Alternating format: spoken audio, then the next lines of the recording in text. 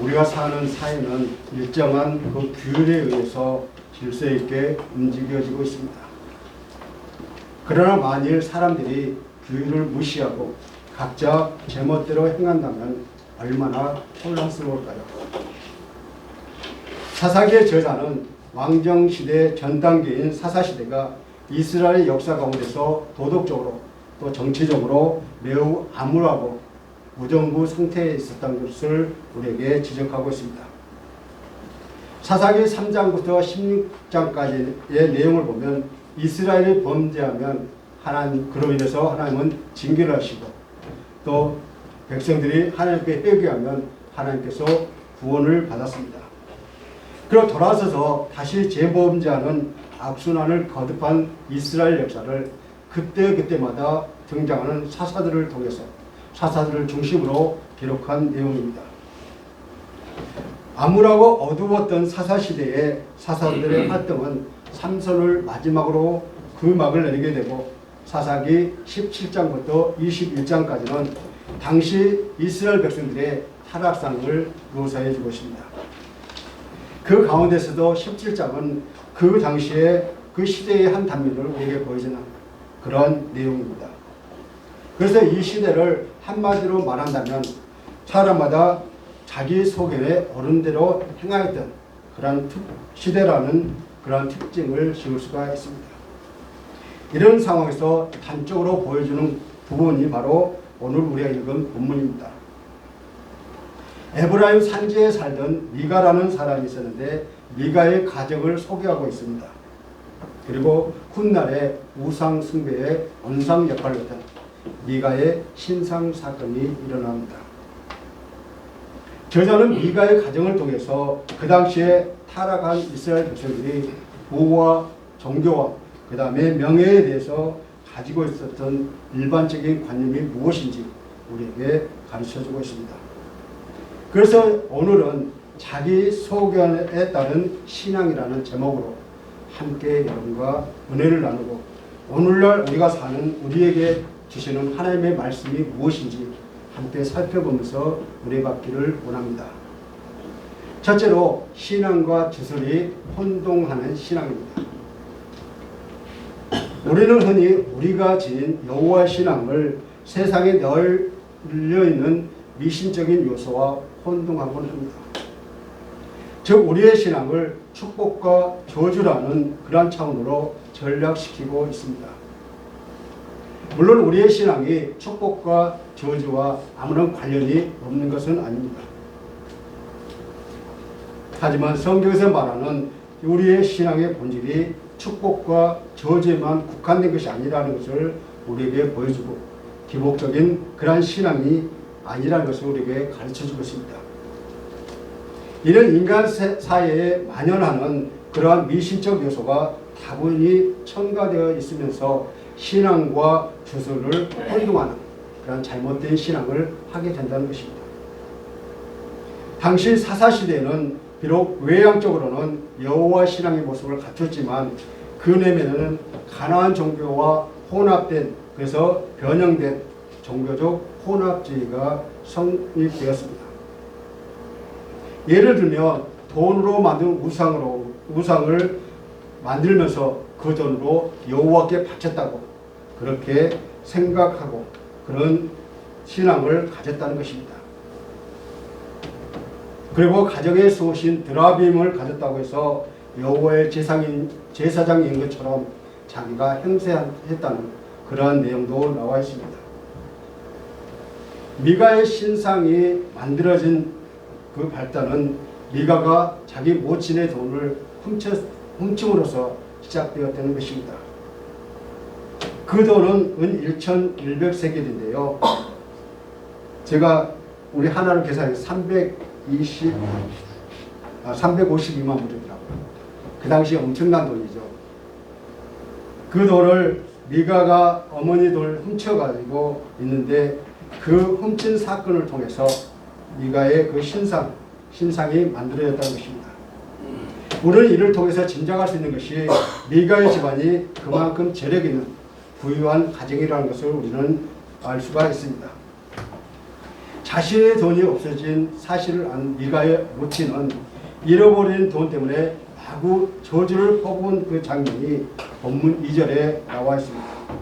그리고 아들 미가에게도 알게 합니다.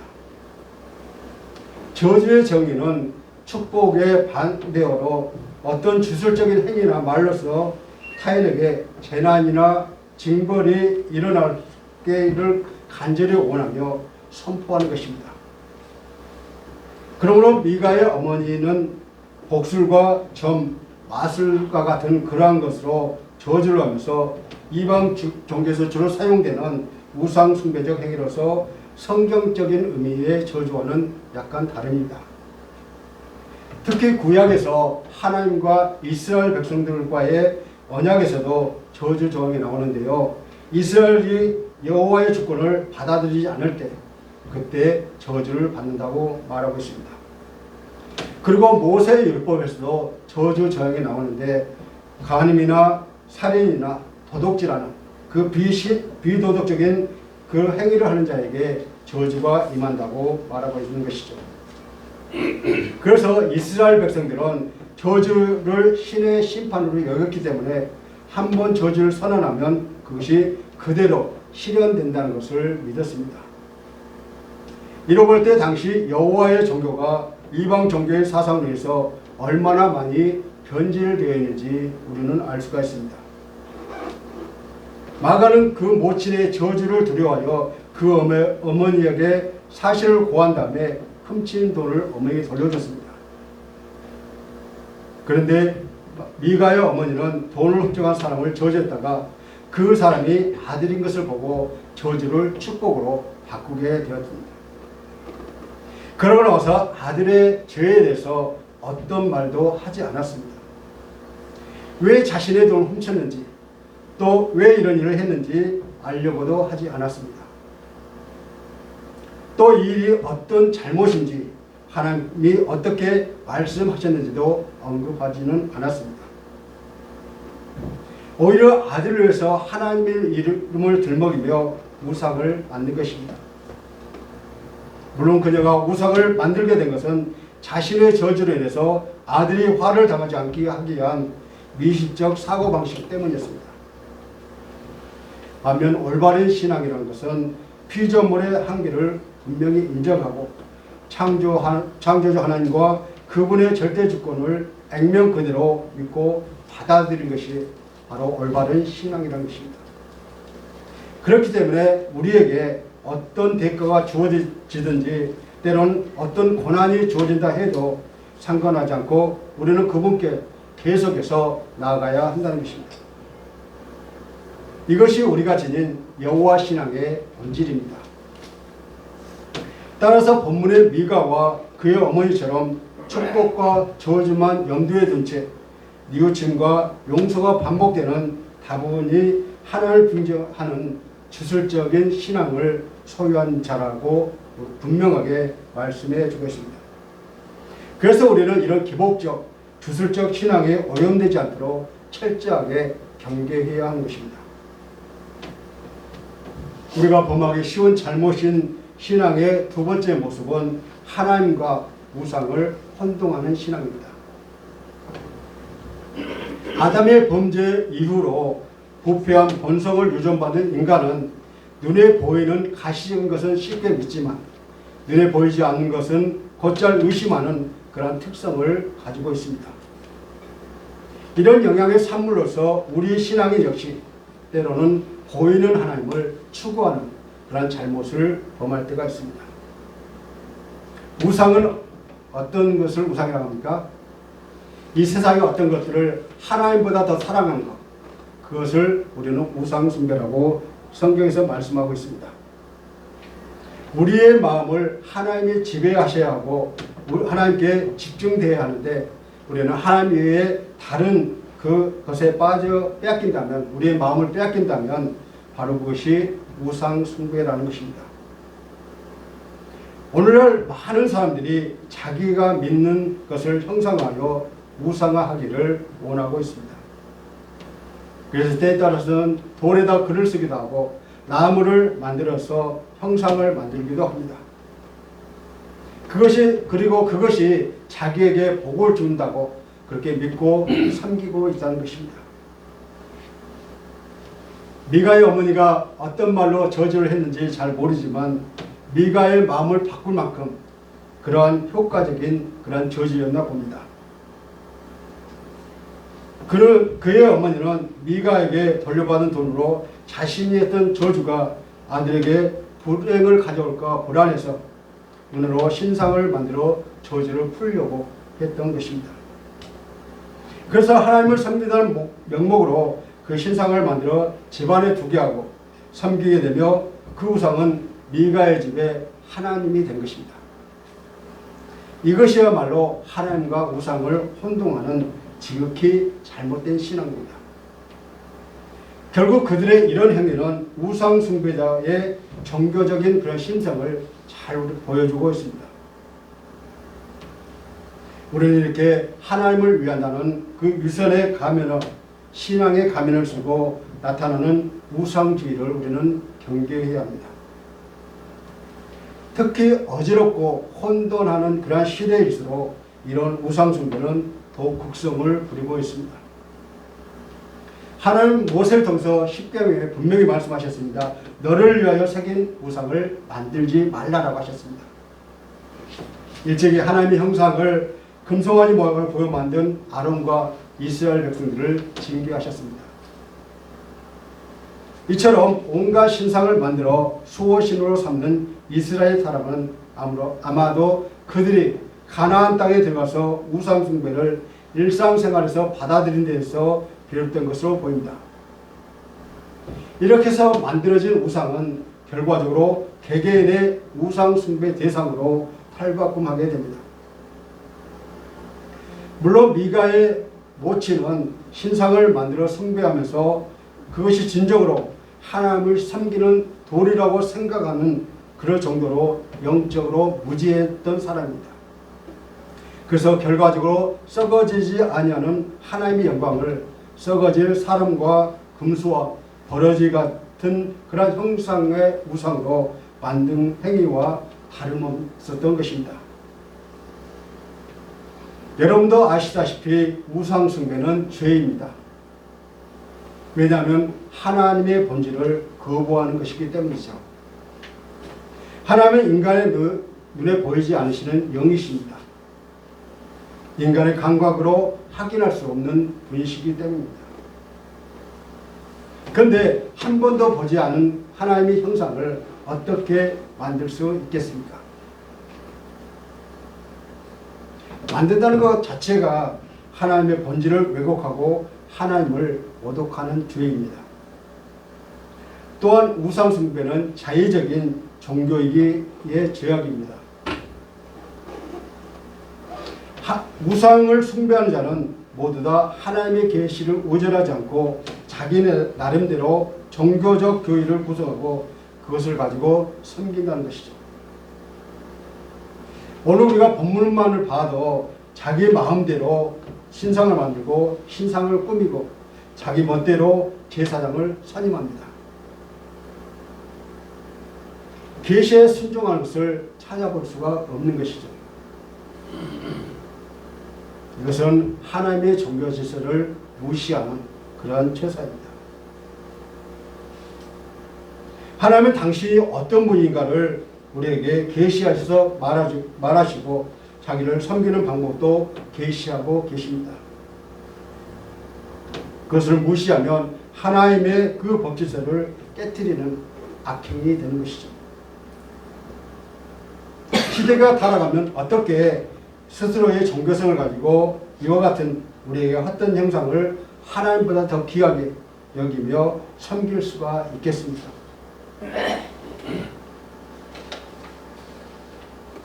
그러나 창조주 하나님을 섬기기보다 오히려 피조물인 우상을 더 섬기게 될 때 그것이 바로 우상 숭배하는 것이며 이로 인해서 하나님의 진노를 경험하게 된다는 것입니다.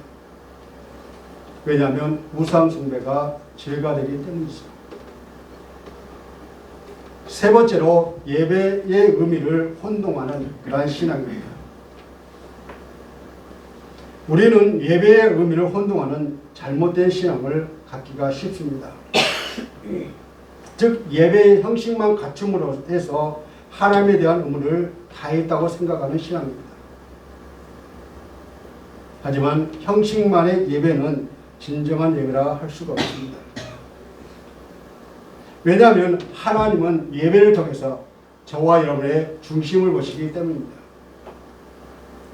따라서 예배 형식만 남고 내용이 사라져버린 오늘날의 일부 예배 행위는 분명히 잘못된 것입니다. 미가의 행위를 주목해보면 그는 개인적인 신당을 가지고 있고 또 어머니가 제공한 우상을 모셔놓고 있어서 주위 사람들의 부러움을 독점하고 있습니다. 신당은 문자적으로 신들의 집이라는 것입니다. 미가에게는 신들을 모셔두고 제사를 드리는 장소가 있었던 것입니다. 그래서 제사를 드리기 위해서 하나님이 정하신 성막에 갈 필요가 없었습니다. 내가 원하는 곳에서 제사를 드릴 수 있기 때문이죠. 아마 이곳에서 부패한 우상 숭배 의식이 행해졌을 것입니다. 신당과 신상이 있는 미가가 또 무엇을 만듭니까?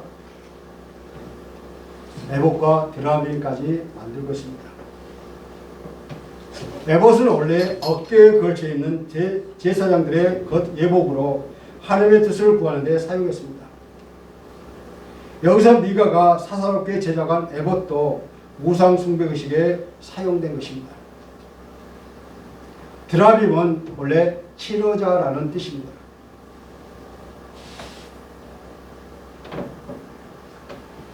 그래서 신들의 집이란 뜻도 있습니다. 이 드라빔은 고대 근동 지역에서 가정을 지키는 수호신으로 숭배되었는데 점을 치는 데 사용했던 우상입니다.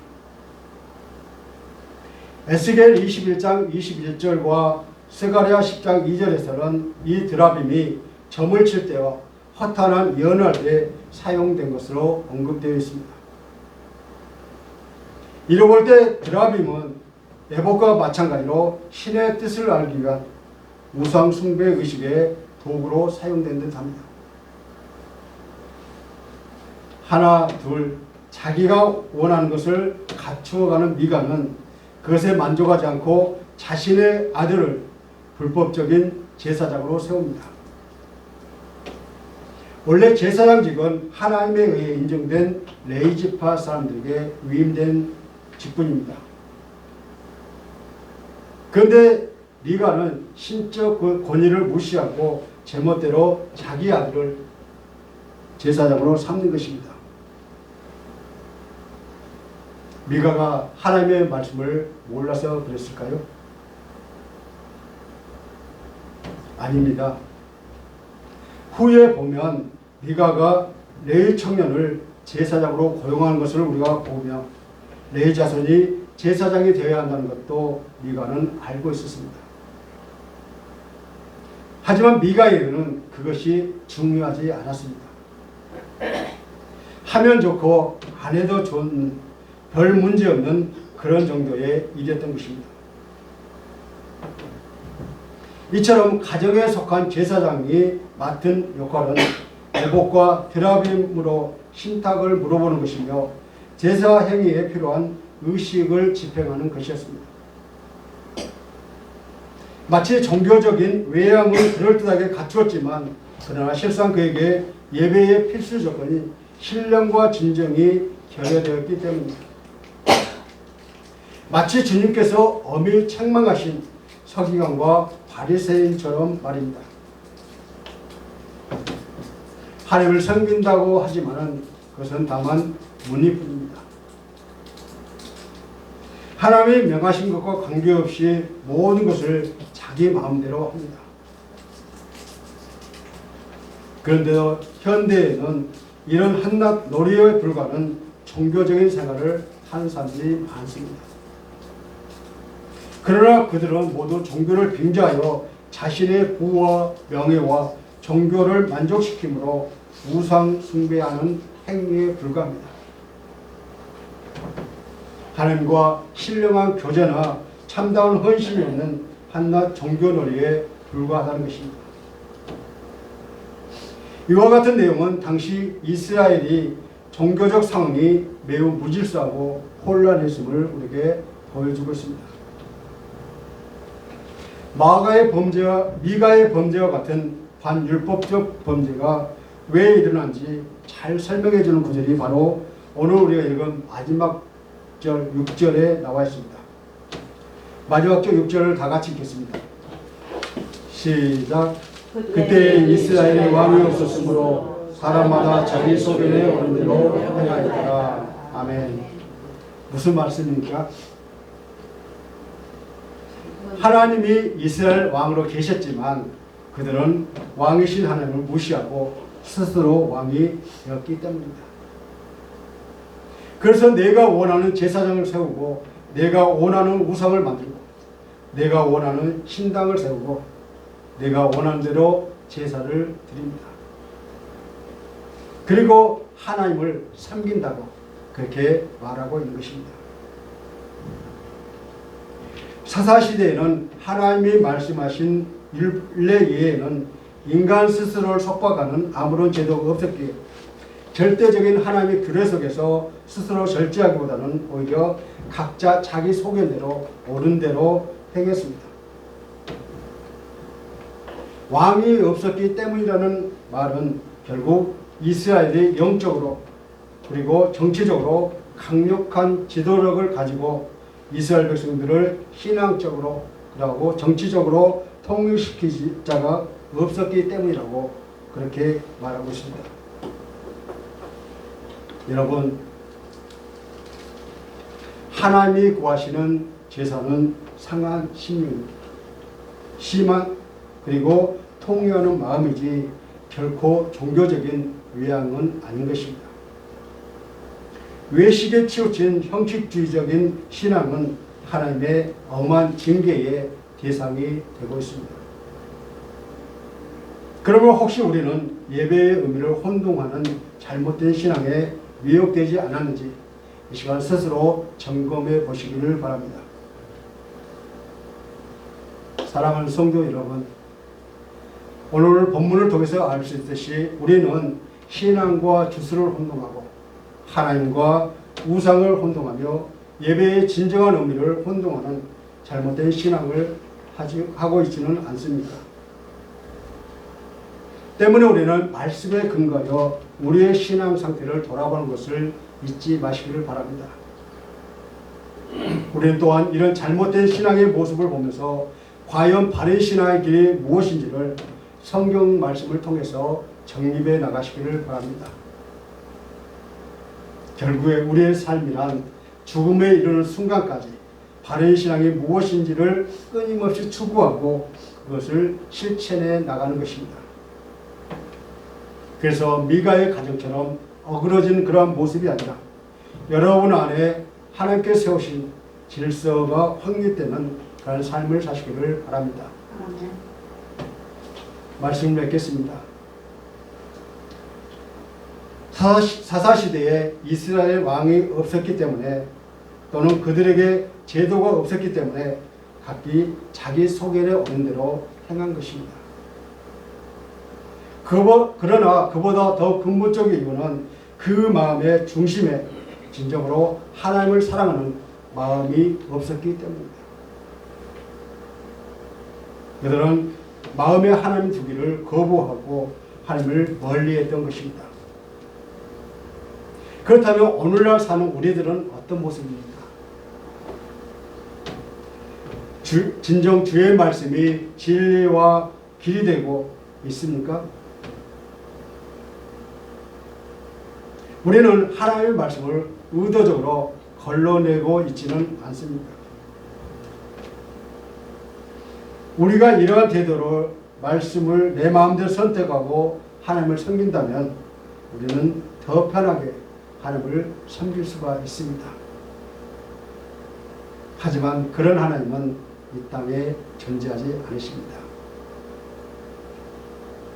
하나님의 말씀을 완전히 따르며 내 마음을 바꾸지 마시기를 바랍니다. 성도라면 더욱 힘써서 여호와의 명령에 순종해야 하겠습니다.